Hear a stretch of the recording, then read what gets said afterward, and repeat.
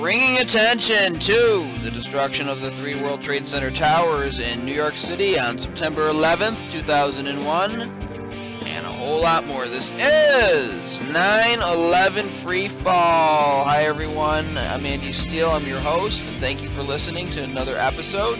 Today the interview is with Tony Szamboti and Gerry B.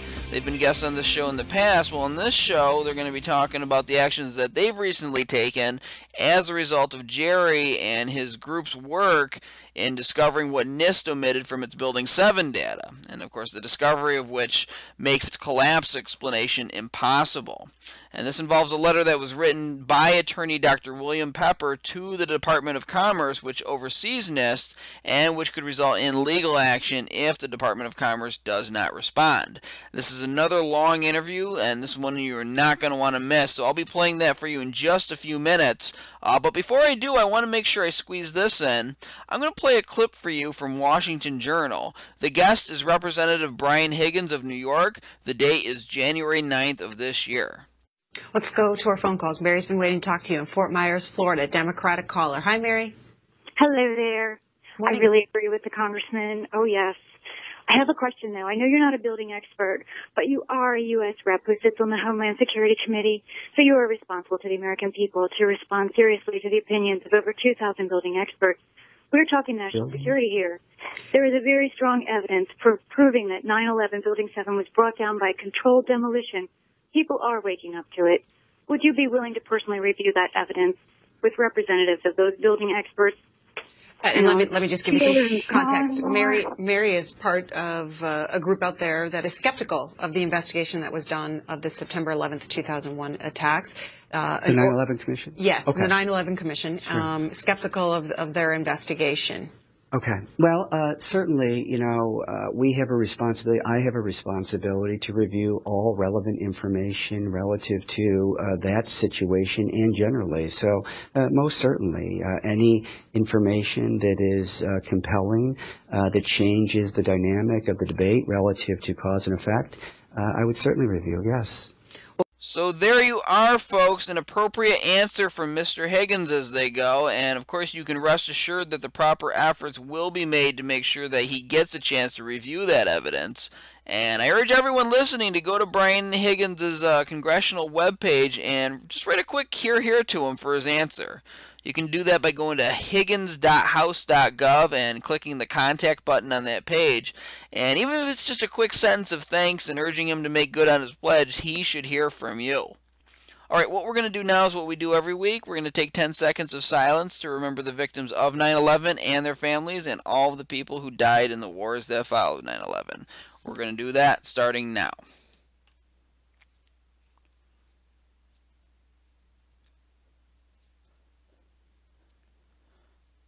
And that is 10 seconds.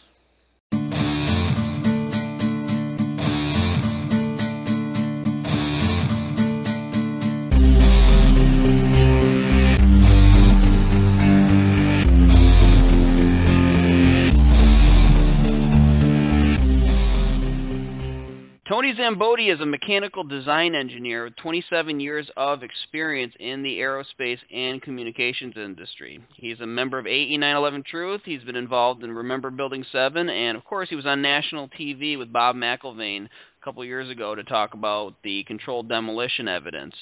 He also appears in 9/11 Explosive Evidence Experts Speak Out, put out by AE 9/11 Truth. He was on the show late last year to talk about various things. I'm also joined by Gerry B. Gerry B is from Scotland. He's a 9/11 activist and researcher, and with the help of others, he made a series of short videos on the net that take apart NIST's investigation of World Trade Center Building 7's destruction. Guys, welcome back to the show. Nice to be here, Andy. Thanks for having me, Andy. Good. Now, we got some very exciting things going on in the world of 9/11 Truth, and I feel like the momentum is gaining, and maybe slowly but surely we are picking up steam. And you guys are going to be talking about that today.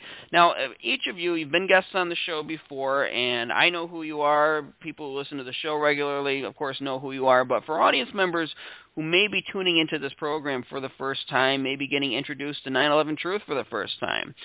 Briefly tell us who you are and your history with this topic beyond the bios I just gave. I'll start with Tony.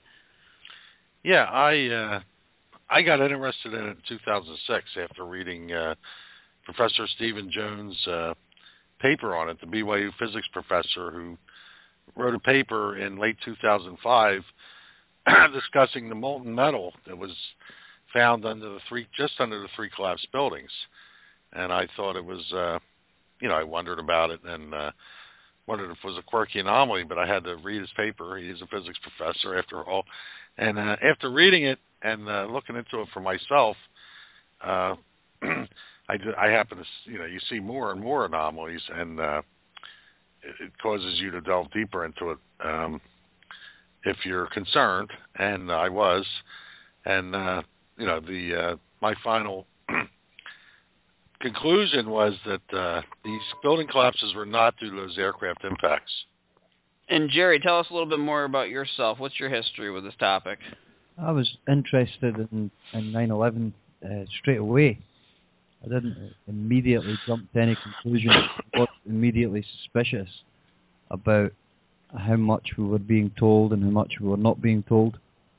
And gradually, that ended up in becoming part of a research group online, gradually getting in touch with people who had a similar interest. I have a huge interest in engineering and in the buildings, and I'm not particularly political, but when I began to look into this and to see people who had drawn the same conclusions as myself, I began to look at information that had come out, and the research group, the guys who I'm lucky enough to research with, are very thorough, very good, and I've come up with quite a few anomalies, let's say, particularly to do with Building 7, that have really got us to where we are, to the point where we feel that this information has to go further than just a small group on the internet, and to go real world, and Tony's helped us to facilitate that.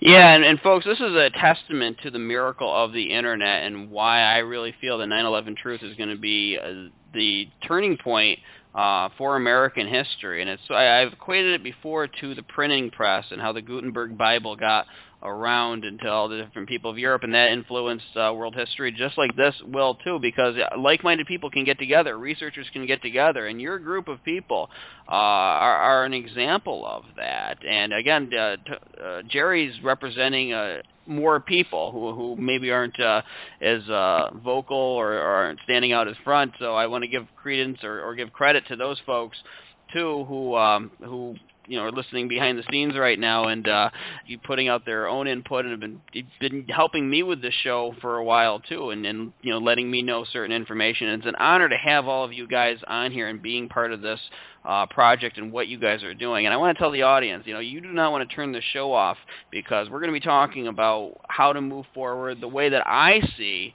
the movement should be moving forward, going beyond just taking it to the streets, going to taking it to the legal system, what we talk about for years. And it really cements what I've been saying for years about how we need to go beyond just feeling like we are rebels in a police state, how we need to basically present that we are on the side of law and order by using the systems that are available to us, and asserting ourselves as the real guardians of our republic, as the people who are asserting justice over the criminal cover-up that's taking place. And Gerry and his group have put out a series of videos, like he said. If people want to go into our archives, look up Gerry B and Maladministration, where he covers all of this.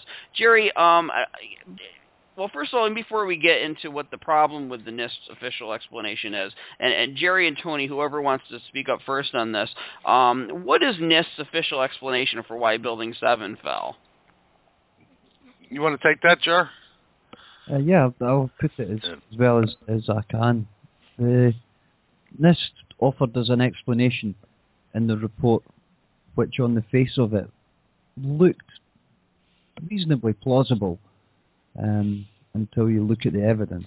What they said was that around about the northeast corner of the building, that there was these long span floor beams which expanded in the fire, pushed the girder off its seat and left this column 79, laterally unsupported. The column then failed and the rest of the building came with it.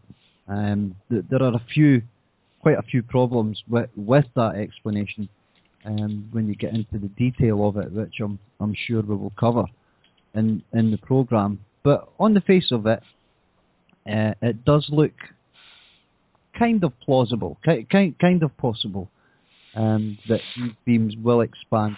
If you heat steel up, it will expand. And they said that, well, initially they said that these beams pushed a girder which spanned columns 79 and 44 off its seat. And they had to push, NIST said at first, 5.5 inches off a seat plate which they thought was 11 inches. They then revised that to 12 inches and said that they pushed them 6.25. But there's a few interesting problems with that. But that's basically the initiating event which NIST quoted in the report. Now, I'm just a layman. I'm not an engineer. I've had to do my homework, like I'm almost in college or something, to learn about this stuff, like a lot of our audience has. So I'm going to ask a question that I think a lot of audience members might be having right now, hearing that explanation from NIST. Without going into right now the stuff that you and your group have discovered, would one part of the building going at column 79 cause the kind of straight down symmetrical collapse that we witnessed on the outside? Because that doesn't even seem to make any sense to me. No, I'll take this one, Jerry. No, it doesn't. And the reason I'm going to say that, there is empirical proof that can't possibly be true. And the reason is they go from that collapse initiation Jerry mentioned, and they say that column 79, because of that girder being pushed off its seat, that caused 8 floors to collapse in the northeast corner of the building. Column 79 was on the northeast corner of the central core. It was a very large column. And that column, they say that column, then when it buckled, it caused the 2 columns on the east side, 80 and 81, to then buckle. So you had a north to south progression, and then an east to west progression of the entire interior before the exterior came down. And they say then, after the entire interior came down, the exterior was left as a thin shell and buckled under its own weight. The problem with that is, and I'm coming back to why column 79 collapsing couldn't have caused it. There's no, the east side exterior doesn't have any deformation or buckle, doesn't start to fall on its own after this alleged east side interior completely comes down. At least in the real video. It does, however, in this model, which doesn't replicate the reality. So there's a problem there. And in the real collapse, the east side exterior does not come down while the rest of the interior was supposedly collapsing. The whole thing comes down at the same time, the east and west side, and north and south. It all comes down at the same time symmetrically across the full length and width of that building. So NIST went to column 79 because the penthouse on the top of the building on the northeast corner, which is referred to as the east penthouse, that had a kink in it at the top, which led them to column 79. But that doesn't mean column 79 had to be taken out or blown or failed in some way down low in the building. It could have failed up high at the 40th or 45th floor and caused that kink in that penthouse on the roof. So it's a non sequitur, meaning it doesn't necessarily, this doesn't flow from that, where they say that the column 79 caused the failure because of the east penthouse kink. At least it doesn't mean column 79 had to fail down low. And what it looks like happened, because the entire exterior comes down at the same time, is that the east penthouse was taken out by column 79 up high and brought down inside the building because it was eccentrically located on the roof. And you had a 610-foot tall building. And if that east penthouse was it was eccentrically located, it could cause a topple. This is speculation on my part, but I think it's informed. So, and you did have a kink up there, so something was taken out up top to take down that penthouse. It's most certainly, at least up top, I should say. But then you had a complete symmetric freefall of the entire exterior, which indicates to me that the entire core was taken out simultaneously, or close to simultaneously. The way this is done is the cores of these buildings are taken out, starting in the middle of the core and working its way out, and that pulls the exterior in. And if that's done, it's going to pull over 8 stories. It would make those exterior columns quite limp, and then they would also be pulled in. They weren't supported for 8 stories, and then they would have a lateral force on them from the core through the floors, and that would come down in free fall. Right, and it just seems to me, as a like I said, as a layman, that something failing in one part of the building, on an extreme side of a building, should cause something more messy than what we saw. When you watch Building 7 falling, it's a clean fall, right down, almost like it's sinking into the ground, and that it just doesn't make any sense on its face to me, forgetting everything that Gerry and his group discovered in their videos. Would you say that's a proper description or a proper summation? Yeah, you're right to worry about the fact that there's no east side deformation that you would see on the exterior. And the other problem with the whole thing is you don't see any, if this whole east exterior interior on the east side was collapsing the way NIST says it, you would see dust coming out of the windows on the east side. You don't see that until the whole exterior is coming down. So it doesn't look like the east interior, came down the way NIST said so, and that would have been initiated by the thing that Gerry and his group studied very heavily and found some serious problems with the report and omitting items. Right, and we're going to get to that. Gerry, can you give us a review? You and your group started doing Freedom of Information Act requests. You started reviewing the papers associated with the buildings, the plans, and you guys discovered some things. So tell us what you guys discovered and what your videos are all about. Yeah, the drawings, the structural drawings for the building, which are the drawings which give you the details of the elements which make up the various connections around the building. They tell you what size of bits of steel they used, basically, and how they connected them together.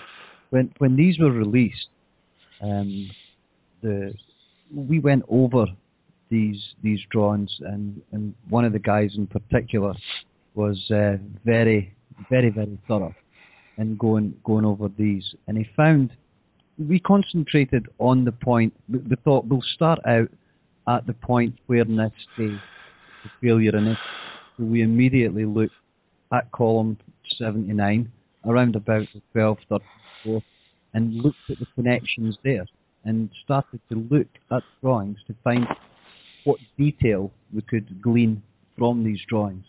And one of the guys found out that there was these 2 plates on either side of the girder, which would mean that the girder would have to be pushed very much further than the floor beams would be able to expand. So, in other words, this story, when you look at it on the face of it, may look reasonably plausible. But then one of the things that came to light was that the seat plate was wider that this girder was sitting on. So this girder's sitting on a seat plate below it, and the seat plate's 1 foot wide rather than 11 inches. So that was the first thing that came to light. But then these stiffener plates, what these do is they begin to spread the load a bit more on the bottom flange of the girder. It's a bit awkward to imagine, perhaps. The videos would help anybody to appreciate this maybe a little bit better than I can describe it. But these stiffener plates basically took this story from being highly improbable to being impossible. And we when we looked at it, we were discovering these things and we're thinking, okay, we'd better get somebody to check this. We got a few other engineers to look at it, and then we got we got Tony to look at it, and I think Tony got other people just to, get their opinion on it, and it does. It makes this story go from highly improbable to absolutely impossible. I mean, the erratum statement. NIST did release an erratum statement that said, okay, we've made a mistake. The seat plate should be 12 inches instead of 11. The beam should be pushed 6.25 inches instead of 5.5 inches. But they never really explained where they got this extra bit of push from. And that would require, and I think Tony could probably speak to this a bit more eloquently than I could, it would require a temperature that is beyond that which NIST said the beams could push at. In other words, the beams would begin to sag at a temperature beyond 600 degrees. And that's the kind of temperature that would be required for that kind of push.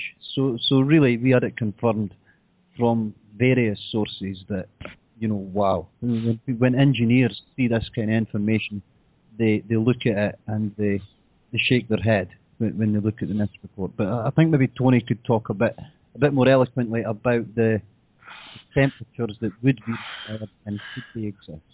Yeah, I don't know about more eloquently, but I'll try to elaborate. At any rate, what Gerry's saying, just to go over it again, and maybe if anybody's having trouble envisioning it, the girder sits on a seat that's coming out from the face of the column, the face of the flange on column 79. And the seat was purported to be 11 inches long, as in wide. The girder's sitting on it, and I'm telling they're saying long, and it's the width of the girder. It's a little 11 inch. The girder is 11.510 inches wide. It's flange, and they were saying this seat was 11 inches wide. And if you can imagine, the girder is an I-beam shape, and its web is centered. So the center of its web, the web was, I think, 580, a little over 9/16 of an inch thick. So the beams framing into this girder from the east, there was 5 beams. They were around 53 feet long, and at 600 degrees centigrade, which is a little over 1100 Fahrenheit, these beams would expand 5.5 inches maximum. So it turned out when the drawings were released, and Gerry and these fellows, the other fellows, David Cole, Hitstar, Kevin, there's a number of people who were involved in it. When they were looking at the drawings, they discerned that the seat was actually, the drawing said 1 foot, which is 12 inches. Now they only had a 5.5 inch maximum expansion, and they were saying that the beams had to push the girder so that the web was past the edge of the seat. The center web is what most of the load is transferred in the girder, or an I-beam. Well, when it's 12 inches wide, 5.5 inches doesn't get you there. So what they said in the erratum, this was in June of 2012, after it was brought up to them in the spring of 2012, they said, it was a typo. We meant to say the seat was 12 inches wide. And by the way, we had transposed the axial walk-off distance, which would be along the longitudinal axis of the girder, and the lateral distance. They said the lateral distance was actually 6.25 inches, which would get the center of the web off that 12-inch wide seat. But they never explained how they got that extra expansion from 5.5 to 6.25. And as Gerry was saying, at 600 degrees, they get 5.5 inches. Above 600 degrees centigrade, the steel begins to soften enough that the amount it sags, and when it sags, as you can imagine, if you curled something up, it gets shorter. So and you can prove that the beam would sag and shorten more than it would elongate at higher temperatures than 600 degrees. The sagging and shortening is greater than the elongation per unit temperature. So they can't get more than 5.5 inches. So the 12-inch wide seat, that was found when the drawings were released. NIST originally had an 11-inch wide seat, and that would have been done to go along with their 5.5-inch maximum expansion. So when they said, it's 6.25, they never explained how they got that greater expansion. And in our letter, as you know, we've written a letter to the Secretary of the Department of Commerce Inspector General, and that asked about this issue, in addition to the omission of the stiffeners. Now, the stiffeners, I'll just elaborate on that a little more. They're at the end of this girder, and they're fairly robust. They come out from the web to the edge of the flange, and they're 18 inches high and they're 3/4 inches thick, and they're welded to both the flange and the web at the end of the girder where it sits on the seat. What NIST was saying, when the web of the girder would go past the seat, the flange then could not handle the load. It would bend up, it would curl up, and the girder would fall.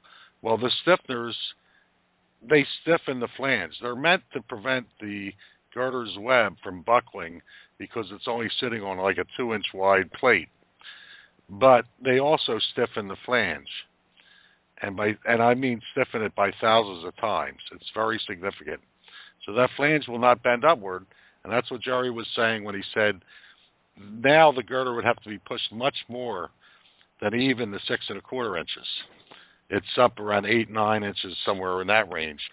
They can only ever get 5 1/2 to begin with. So now it makes it a no contest type of thing. It's not even something you're not dealing with in fractions of an inch. You're dealing in an order of magnitude. It's the amount of push would be 1.7. It would be almost 2 times what they could possibly get, the maximum they could get. So it could never happen.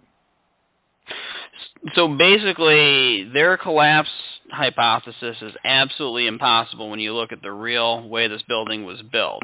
And you guys have illustrated this, and we're not breaking news of that right now here on this program. It came out months before. Obviously, when that news broke, it was on 9/11 Blogger, and every major media outlet in the world picked up on it, and it was breaking news the next morning. And of course, I'm being sarcastic there. It's going to take a lot of work from activists like yourselves, from activists out there listening, to get this, to make the media care about it, to make them not even just care about it, but to get past the obvious wall that we've been running into. So we're going to talk now about what you guys are doing, and Tony mentioned it before. I want you to go into a little bit more detail, but we've gotten William Pepper involved, and for our audience, Gerry or Tony, either one, can you tell us who William Pepper is? I could tell you that. William Pepper is a well-known attorney. He's most well known for having been the Martin Luther King family's lawyer in a case that took place in Memphis, Tennessee, concerning a someone there named Lloyd Jowers. There was talk of conspiracy. The King family never thought he was shot by a lone gunman. And this fellow, Lloyd Jowers, they took him to court in a civil trial. William Pepper represented the King family. It was very similar to the O.J. Simpson civil trial, where Daniel Petrocelli represented Ron Goldman's father. And the King family, they only asked for $100. It wasn't money. They just wanted to prove in a court of law that there was a conspiracy, and they won the case. And William Pepper won that for him. And he wrote a book called Inactive State. He's also known for other reasons. I think he took over the Sirhan trial after Sirhan's lawyer died. As you know, Sirhan, the alleged assassin of Bobby Kennedy, has been in jail since 1969. He's still alive. He's in his late 60s. He was only in his early 20s then. And the issue there is that there was a lot more shots actually recorded on a tape player. And that's been verified by 2 groups of scientists now. This has even been on like the military channel on TV, where they can break it down on a computer. There was a Polish reporter who had a cassette player that was recording things, and there's somewhere at least 11 shots. Sirhan's gun only held 8. And in addition to that, and I won't stay on this too long, but William Pepper is also representing Sirhan in that. And that news broke in... was even on CNN and all about the number of shots a few years ago. So he's fairly well known, and he has been interested in 9/11. He doesn't trust what he's been told either. And when this whole thing with these omissions were found, this is courtroom level evidence, and the NIST omitted pertinent structural features that would have prevented their hypothesis from being possible. It would have made it impossible if they were included. And we felt this needed to be addressed, not just talked about on the internet. And we had William Pepper wrote a letter. It was written up, and William Pepper has written a letter now. It was sent to the Department of Commerce Inspector General on December 12th by courier, so we know the Inspector General received it. There hasn't been any initial response yet. I would expect we'll get something in the near future, but at any rate, people need to know about it. They need to know that NIST omitted pertinent structural features, and that AE 911 Truth is supporting this, and they help fund it as far as the legal aspects. And that letter was sent to the Inspector General, and we want him to take action. We want him to investigate and have NIST correct the report and include these omitted items. Well, but by correcting their report, that's going to change the whole outcome of their report. So obviously it'll have to go even beyond that. They have to re-examine the whole destruction of Building 7 off of that, because even just correcting the report, well, then suddenly the conclusion doesn't make any sense. So this would have to lead to something bigger, don't you think? Right. Go ahead, Jerry. You'd probably be good at talking to that. Yeah, absolutely. The initiating event, if you take that from NIST, it invalidates their whole report into Building 7. The whole thing then is brought into question. It's invalidated. In other words, if the first domino doesn't fall, neither do the rest of them.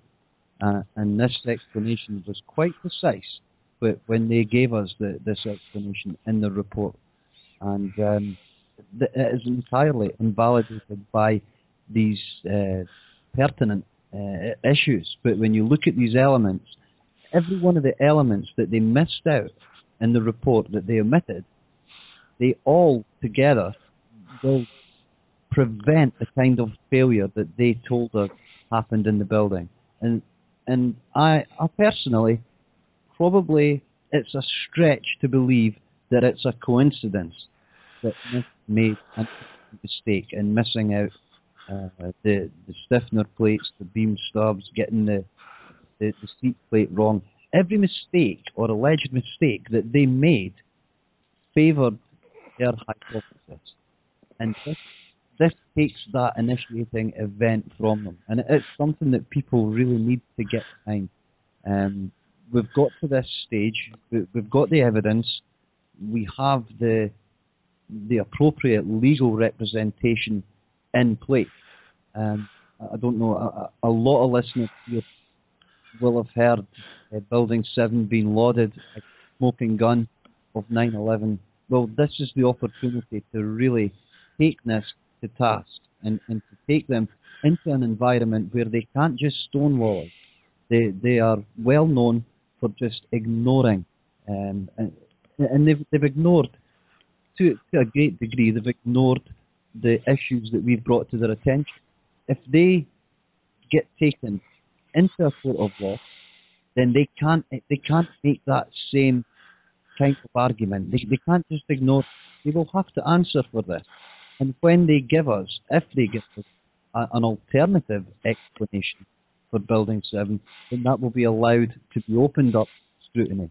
And they will have to provide some kind of evidence and some kind of data to back up what they're saying. And they never did that to a satisfactory, anybody's satisfaction in the initial report. So this is an opportunity, and people really should get behind this. If they don't, right, and I just want to put a punctuation mark on this for our audience, folks. Just to, with all of this technical talk and description here, I just want to highlight the fact. I mean, anybody who's taken a high school math class knows that if you screw up one thing in the formula, you get a wrong answer, and you get a big check on your paper, and you fail the test. Okay. The same thing goes here. Even amidst all of this talk and discussion of engineering, basically the final explanation is that the data is wrong, and that the answer that NIST came to in its conclusion is wrong when the data is wrong. So we have them dead to rights, and I want to thank you guys for discovering this. I mean, this is something, like Jerry said, that they can't ignore. And so they are asking NIST. William Pepper wrote this letter basically telling them, well, not asking NIST, but to the Department of Commerce, telling them that they need to address this, that something needs to be done. Now, what happens if they do stonewall? Because I'm imagining that they will. I like to be optimistic, but just based on previous behavior from the machine, what happens if you don't get a response, if they don't address these problems? Yeah, I'll take that one. We're gonna have to go to court, and there's ways this can be taken to court, and you can't get away. Nobody can get away with just lying about something that's important to a lot of people legally, and when it's found to be wrong, it's just ignored. So there are remedies available, and that's through the court system, and that's what would have to happen if the Department of Commerce doesn't correct it, and we're hoping they will, and we're waiting to see that. That's why we went through the Department of Commerce first, to give them a chance to have NIST come clean on it and correct the invalid areas of the report, and to redo the analysis and see what happens there with these items included that they omitted intentionally. Well, they had to omit them intentionally. I should qualify that for the reasons Gerry gave. To make 3 hours in a row and I'll have it come out right, and their erratum is almost silly because they have two typos and they cancel each other out. What are the odds of that? It's sort of like the math test you're talking about. You make 3 errors on a problem and all of a sudden, voila, it comes out to the correct answer. I mean, the likelihood is astronomically low that would happen. Yeah, it's beyond coincidence. Right. That's the way to term it. Right. Well, and how they respond to this is really going to determine whether or not it was a mistake or intentional fraud. I mean, obviously you make the case that it can't possibly be a mistake. Giving them just all of the benefit of the doubt in the universe, how they respond to this letter is really going to seal it, and how sincere they are, and how much they really want to get down to the bottom of what happened to Building 7 and the controversy, which they know exists. They've been hearing about this for years, and AE 9/11 Truth and various others have been going to NIST and raising this issue for a long time now. So how they respond to this is really going to say how guilty they are, because again, you have them dead to rights in this analysis and in this discovery of the fact that they were going off of wrong information, and again, giving them all the benefit of the doubt in the universe. If they fail to respond to this and to open up the entire investigation into Building 7 again, then that is really going to say that their fraud is deliberate. And I guess by saying fraud, that implies deliberate skewing the data, but that's going to show you that it is fraud, is what I'm trying to say here. Well, I think you make a fair point there, but when you're saying fraud. But having said that, if NIST wanted to put their hands up and say, okay, this was a series of errors which coincidentally all favoured our hypothesis for the building collapse, I would take that, because what that's telling me and what that admission, the implications of that would be were that they're not competent. If a group of guys on the internet within a couple of weeks to getting a hold of the structural drawings can come to the kind of conclusions that we can come to, and see the kind of mistakes that they've made, if we can do that in a couple of weeks, then these guys are meant to be the top of the tree when it comes to engineering. These guys are meant to be the very best that America's got. And they've given the American population the very worst of reports about the collapse of this building. And that's not something that's excusable, and that's not something that they can just wave off. That there's something seriously wrong with the way that this has been investigated. And if NIST want to say that that's incompetence, well, that's fine. But incompetence would be a kind word for it, I would think. You were going to say something, Tony? Yeah, well, just along the lines of what Gerry's saying, the rule of thumb in a structural analysis is that you're not allowed to omit anything of any pertinence that would change stresses or anything like that without divulging it. Well, these omissions, these omitted features like the stiffeners and these lateral support beams, or what we also call beam stubs, in that northeast corner, it wasn't divulged that they were omitted from their analysis. This wasn't discerned until the drawings were released several years after the NIST report was released. So, they weren't upfront about it. It had to be found on its own once the drawings were released. And by the way, the drawing for that specific girder has never been released. They've released probably 80% of the drawings. There's still quite a few drawings, including the drawing for that girder, that have not been released. And the reason that Gerry's group found those stiffeners was there was an assembly drawing which showed the girder and the seat on the column. And the side view of the girder showed these stiffeners. And one of the fellows there saw these stiffeners. And it was David Cole. A lot of people may know who David is. And he noticed that on drawing 914, the girder drawings are the 2000 series. They have not been released.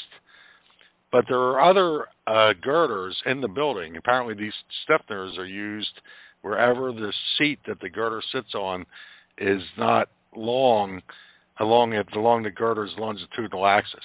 The seat was 2 inches thick.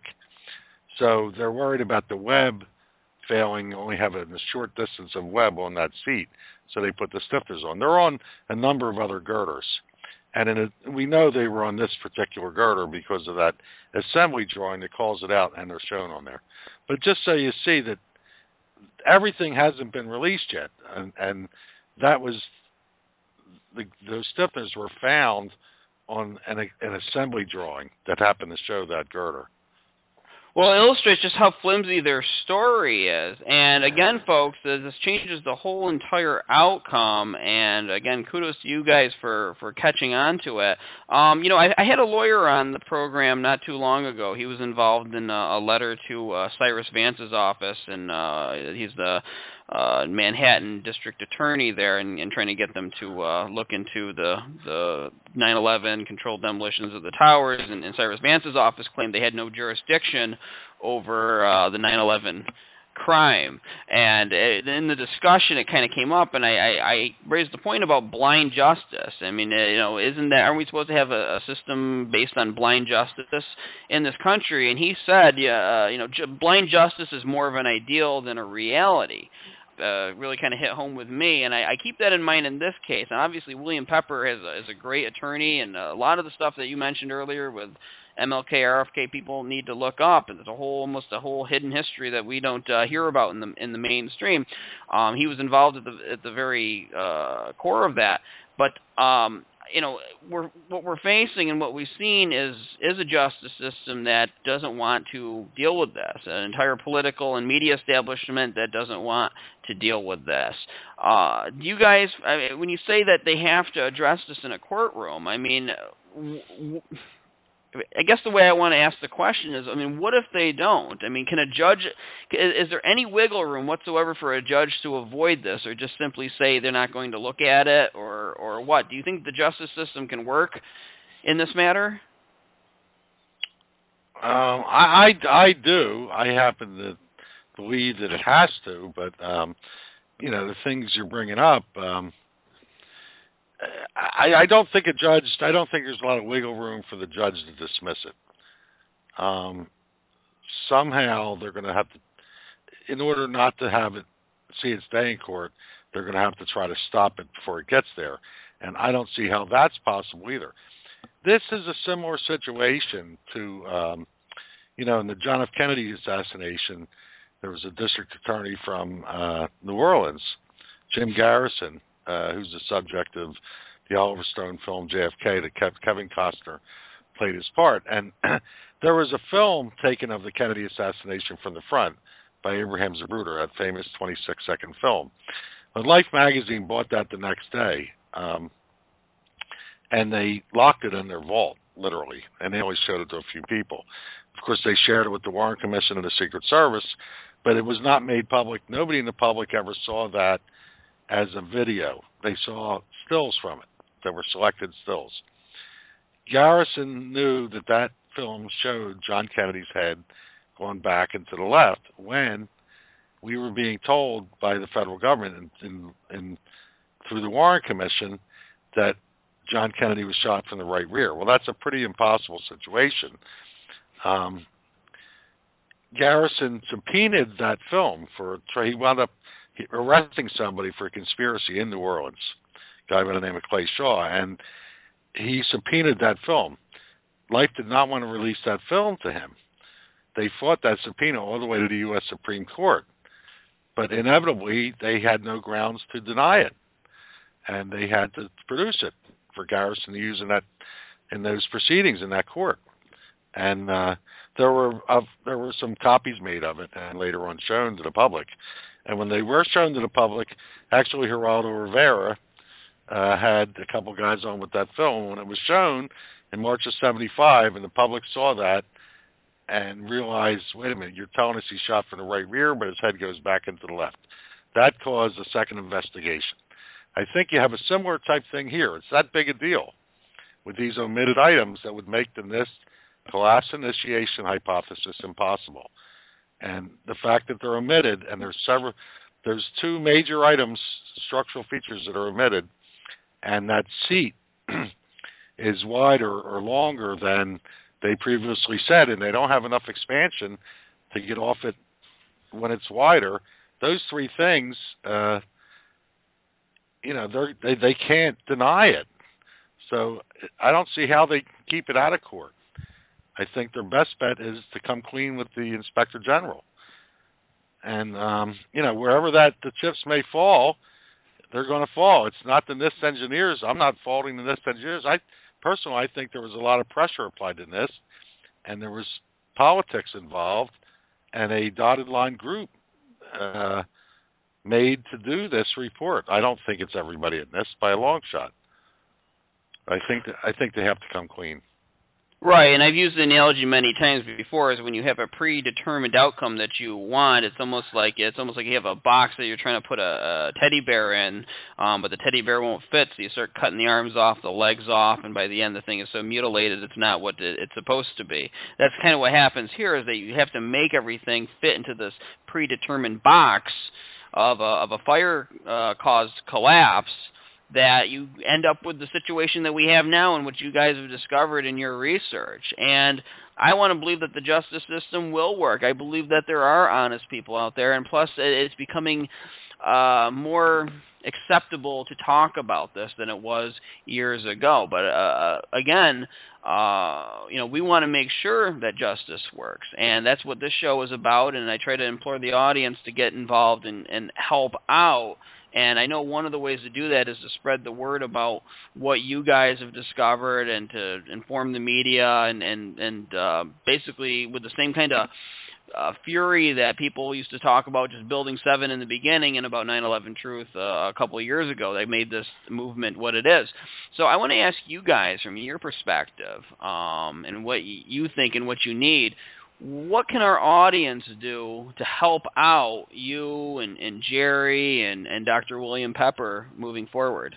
I'd like to say something there, that when we discovered this, Tony initially was very helpful looking at it and discovered other pertinent features, that the beam stubs that he talked about.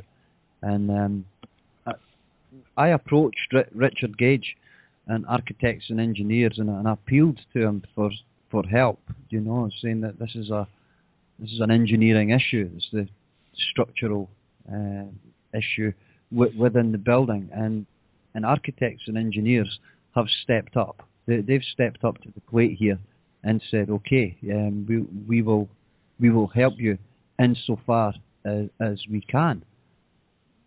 People need to get behind this. They need to realize that you're not going to get another chance like this to get any kind of justice to do with 9/11.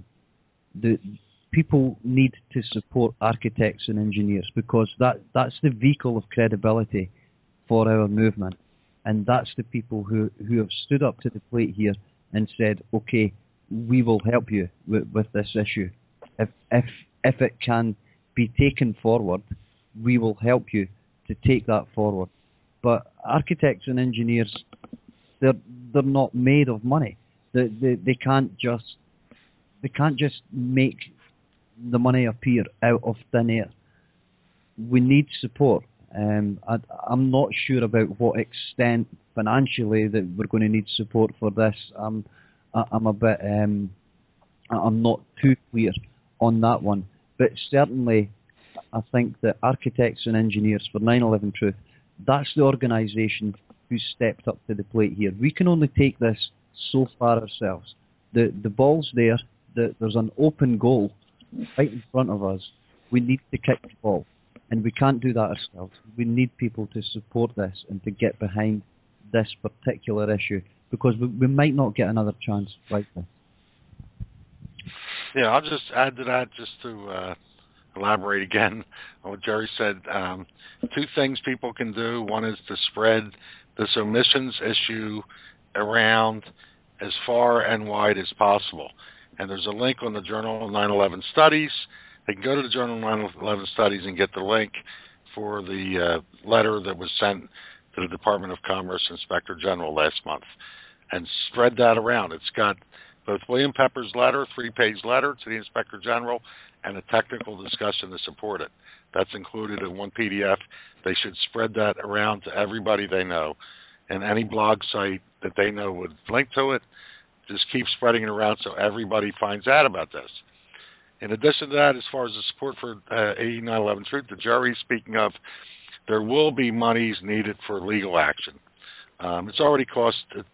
It wasn't just nothing. There's zero cost for even writing a letter and doing that kind of stuff with the Inspector General. So, I mean, the legal cost in court will be significant. So I'm asking people if they can. 9/11 Truth up till now has been a boom and bust type thing. They've asked for support for specific issues, and when that's done, the money runs out. And there's been a few major supporters that have ponied up significant sums of money, but they can't depend on that. And if a lot of people could put up a couple dollars a month, personally, I'd give them $10 a month. I'm not asking anybody to do that. $2 a month per person for anybody that cares about this for a few years is not going to hurt anybody. You're talking $50 to $75 if you really care about the issue. Try to do that. And you can go on 9/11 site and become a sustaining member. They need sustained support. We need that to fight a sustained battle. And a legal battle won't end in one day or 1 week. It's liable to take a couple years. So, well, you know, so many times I hear folks say, you know, why won't somebody do something? Well, somebody is doing something.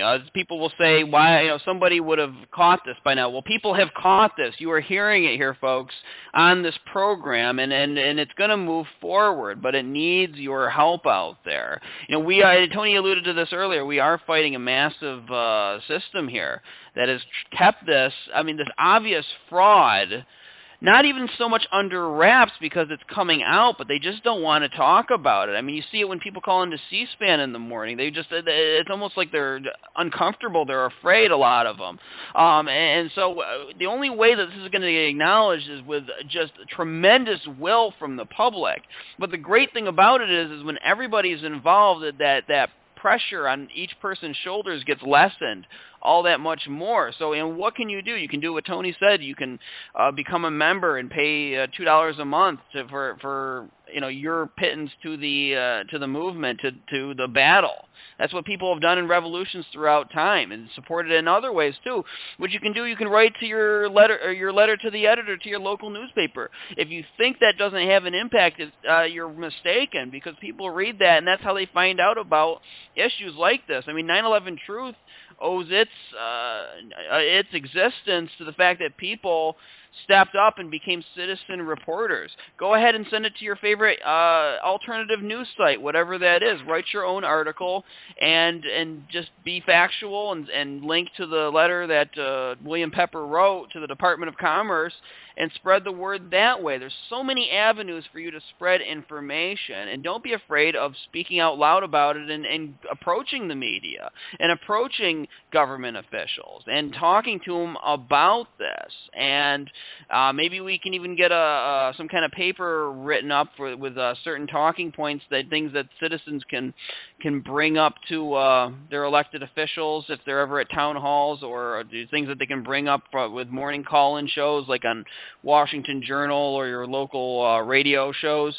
But folks, you need to be active and get the information to as many ears as possible, because again, people are doing things. The truth is coming out, but it needs your help. Okay, it's not going to happen on its own. And so I can't stress that enough. And that's really the purpose of this show, is to let everybody know that this exists. I mean, this discovery has happened. We've got them dead to rights, but it's going to take the public being ready to acknowledge this. And the way the public gets ready to acknowledge this is if there's other people not afraid of speaking out. The more people speak out, the more socially acceptable it becomes. And then that trickles into the justice system, that trickles into the media, and it slowly becomes okay to talk about this and okay to rule on this, so that justice does become more blind. And so again, folks, I've said it a bunch of times in this monologue I've gone off on, but you got to be involved, okay? Because no people in history have ever had to face something like this, where the evidence is so obvious, and our means for communicating with each other and getting information out are so abundant.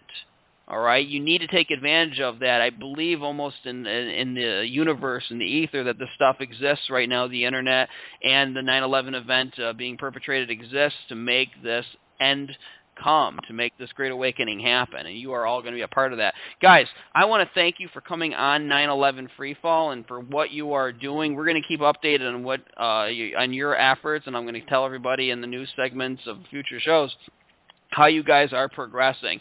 Again, thank you so much for what you're doing. Thank you, Andy. Thanks for having me. Okay, Andy. Thanks for listening. Remember, you can hear this program every Thursday night on No Lies Radio at 10 o'clock Eastern, 7 o'clock Pacific. You can also download this program by going to 911freefall.com. This is Andy Steele saying have a great week and good luck.